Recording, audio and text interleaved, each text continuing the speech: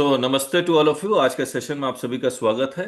Exemption guide to rate book on exemption on services, इसका हम लोग पहला सेशन ले लिए थे।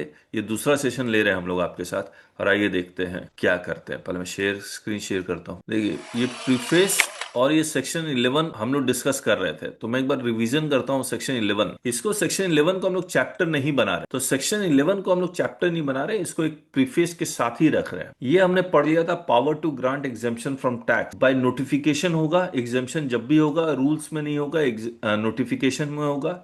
और एब्सोल्यूट एग्जाम्पशन होगा या फिर कंडीशनल एग्जाम्पशन होगा, और किस डेट का इफेक्टिव होगा, जिस नोटिफिकेशन में जो डेट लिखा होगा। फिर सबसेक्शन 2 में लिखा हुआ by special order in each case कोई एग्जाम्पशन दे सकते हैं, तो लेकिन इसका हम लोग कहीं भी कुछ भी नहीं मिला। पब्लिक इंटरेस्ट इंपॉर्टेंट है, यहां भी पब्लिक सब कुछ। पब्लिक इंटरेस्ट यहां भी है, यहां भी है। जीएसटी काउंसिल का रिकमेंडेशन यहां भी है और ऑर्डर में भी है। तो इन दोनों में फर्क क्या है ये नहीं पता। हाँ, इसमें क्या नहीं लिखा हुआ है कि एग्जाम जनरली और इधर एब्सोल्युटली, ये सब बातें नहीं लिखी हुई है। और ये लिख रहे हैं कि ये ऑर्डर कब आएगा, under circumstances of an exceptional nature. Anvesh कह रहा था कि सर कोरोना वाला नहीं था। नेचुरल एक्सेप्शनल नेचर वाला। कैलामिटी आ जाए तो होगा। हाँ। नहीं, कोरोना वाला भी नहीं है। हम्म। कोरोना वाला भी नहीं है, कोई ऑर्डर तो हमने देखा ही नहीं है कि है। किस कोरोना वजह से से? कोरोना के कारण सर कोरोना के कारण कुछ वो केरला में भी हुआ कोरोना था। के कर फ्लड फ्लड नहीं हुआ था सर, केरला। केरला में फ्लड हुआ था। कोरोना के कारण कुछ प्रोडक्ट को एग्जेम्प्ट किया गया था जो वैक्सीन मैन्युफैक्चरिंग में तो वो काम कैसे रॉ एग्जाम किया मटेरियल्स। गया था? सर उस दिन हमने बोला था फार्मास्यूटिकल वाले को दिया था। Yes, vaccine manufacturing. देखते हैं इसमें कुछ लिखा हुआ है, ये नोटिफिकेशन है ना। अब देखिए, ऑर्डर भी नहीं है, नोट। अच्छा, ये तो सीएमपी है। ये तो डिले उले वाला है, इसको छोड़ना। वो कुछ लाए थे सर, इन्वर्टेड ड्यूटी स्ट्रक्चर में प्रॉब्लम आ रहा बोल के वो एग्जेम्प्ट किए रॉ मटेरियल। ये नोटिफिकेशन पढ़ लेते हैं ना, 12/2021, तो उससे अंदाजा लग जाएगा कि कहाँ से ये एग्जाम्पशन दे रहे हैं। 12/2021 सेक्शन कौन सा लिखा हुआ है इस नोटिफिकेशन में, उससे आइडिया लग जाए। ये देखिए, 11(1) में ही है। 11(2) तो फिर भी यूज नहीं हुआ है। ठीक है। ये तो ट्रीटमेंट का ड्रग है। वैक्सीन मैन्युफैक्चरिंग के लिए कुछ रॉ मटेरियल यूज हो रहा था, उसके पर एग्जाम। फिर से कहिए।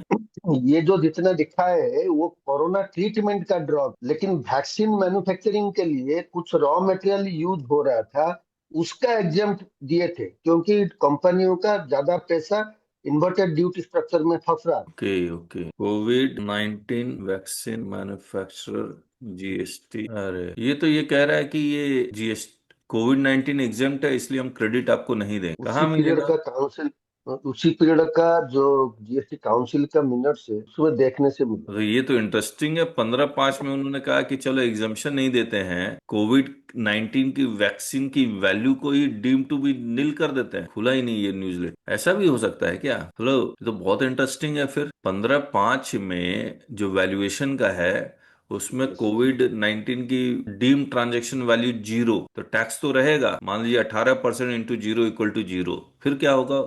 ऐसा हुआ है क्या? कमाल हो। सेक्शन 15 वह सर गवर्नमेंट ने परचेज किया है कंपनियों से, तो ओके। बहुत इंटरेस्टिंग है। सर बख्शी बोल रहा हूँ। हाँ बख्शी। सेक्शन 11(2) है ना? हाँ बाय ऑर्डर है। हाँ, ठीक है, वो तो पता ही है, वो तो पढ़ लिया। हाँ, और वन है वो बाय नोटिफिकेशन ओनली है। दैट एग्री, लेकिन हम लोग डिस्कस ये कर रहे हैं कि कब ऑर्डर आएगा, उसका रीजन क्या है। Okay. Section 15 subsection 5 of CGST, can value be deem to be nil. Sir एक कंपैरिजन मिला है, मैं भेज दूं क्या? भेजिए। ये देखिए क्या लिखा है। There have been proposals and discussions where the government could use powers under section 15 subsection 5 to notify the value of specific items like covid-19 vaccines as nil for GST purposes regardless of the actual selling price to make them tax free।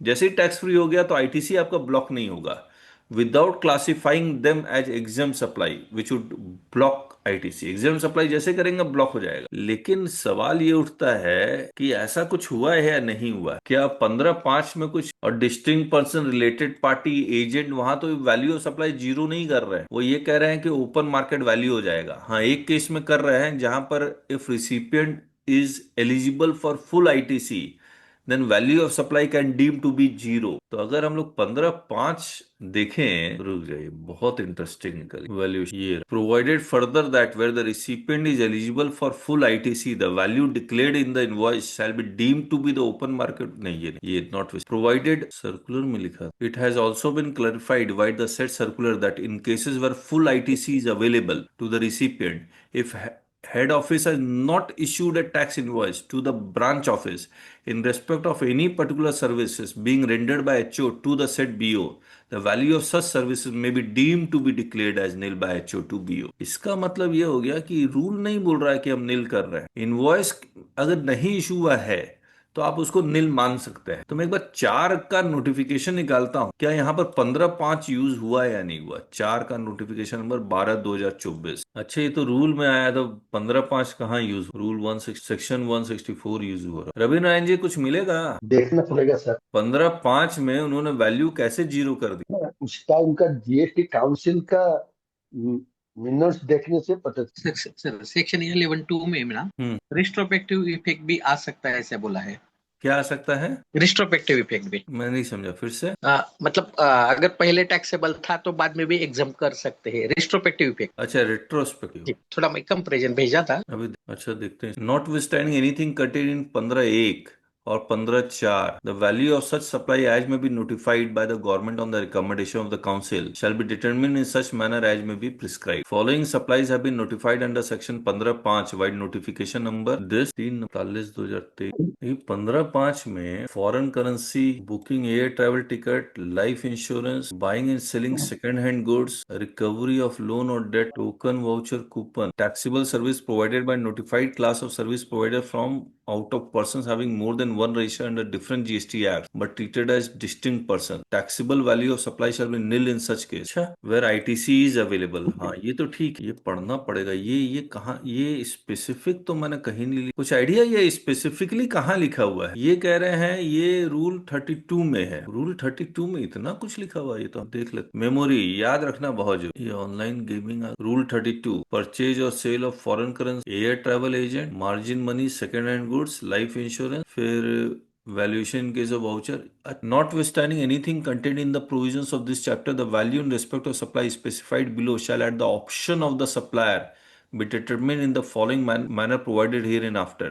The value of taxable services provided by such class of service provider as may be notified by the government on the recommendation of the council as referred to in this where I shall be deemed to be nil। लेकिन ये transaction अगर distinct person में होगा तो, related party transaction होगा तो मैं क्या करता हूँ, where the value of supply is deemed to be nil, then tax amount is deemed as nil, however it shall not be treated as exempt supply and ITC shall not be blocked। Rule 32(7)। लेकिन interestingly आप देखिएगा 32 में ये आ गया ये circular तो IGST के book में भी। इंटरेस्टिंगली आप देखिएगा ये जो रूल 32 लेके आए हैं वो 15(5) नहीं है, 15(5) के प्रोविजन से शायद वैल्यूएशन, ये तो रूल सेक्शन 164 से ही आया। लेकिन मैं देखना चाह रहा था ये 48/2023 क्या है। अच्छा, वो तो ये CGST अमेंडमेंट एक्ट 2023 क्या है। कुछ आ रहा है समझ में आप लोग को? रवि नारायण जी, कहाँ मिलेगा वो? 15(5) में तो वैल्यूएशन नील हो गया, ये समझ में आ गया। तो नील है तो इसका मतलब ITC ब्लॉक नहीं, वो हम लोग और एक्सप्लेनेशन में लिख देंगे। चलिए, किसी को कुछ कहना है तो कहिए, नहीं तो फिर कल मिलते हैं। 42-43 देखने से पता चल जाएगा सर। वो क्या है? काउंसिल मीटिंग का, काउंसिल मीटिंग मिनट्स 42-43 में ही ये सारे के सारे कवर हुआ है। एग्जाम्शन का कोविड के दौरान ये आया था। ठीक है, तो कल याद दिलाइएगा, देखते हैं। चलिए फिर कल मिलते हैं। लेकिन सारे नोटिफिकेशन से आए थे सर, कोई ऑर्डर नहीं। कोई ऑर्डर नहीं है, वो तो है। लेकिन 15(5) इतना इंटरेस्टिंग मिला, इसको एग्जाम्शन के साथ हम लोग रिलेट कर पाए, कहीं काम आएगा, बहुत जबरदस्त। जितना घुसोगे उतना मिल। और ये 49(23) एक बार देखते हैं ये क्या लिखा हुआ है, तो देखना भूल गया। 49(20) 15(5) कहाँ लिखा? तो इन्होंने ये लिखा, in the exercise of the power conferred under subsection 15(5) the government on the recommendations of the council notifies the following supplies under the set subsection namely this.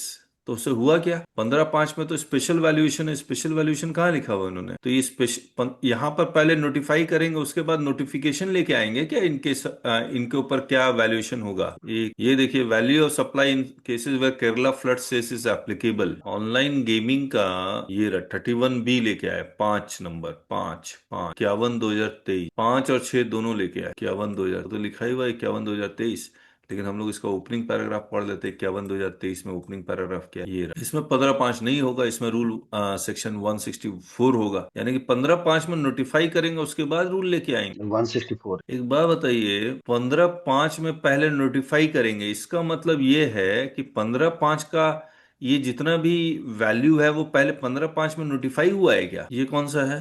49/2023। चलो, गेमिंग के लिए नया टैक्सेशन इन्होंने लाया था ना sir, gross value net value पे नहीं आएगा। करेक्ट। एक मिनट जरा इसकी गुत्थी सुलझाई। सेक्शन 15 2017 में है ही नहीं, 2018। मैं ये जानना चाह रहा हूँ कि 31B और 31C पहले 15/5 में आया, फिर इसके लिए रूल बनाया, और 31A नंबर 1 3/2018, तो 2018 में भी तो होना चाहिए। 15 कहाँ है? वो तो है सब। मतलब अगर तो government is not following the procedure then it can be challenge. ठीक है, मैं लिख लेता हूँ, let me check it out. Section 15 subsection 5 and then rule. पहले 15/5 में नोटिफाई होगा, तभी आप स्पेशल वैल्यूएशन लेके आ सकते हैं, वरना लेके नहीं आ। That has to be check. Done, कल मिलते हैं। चलिए देन, बाय बाय।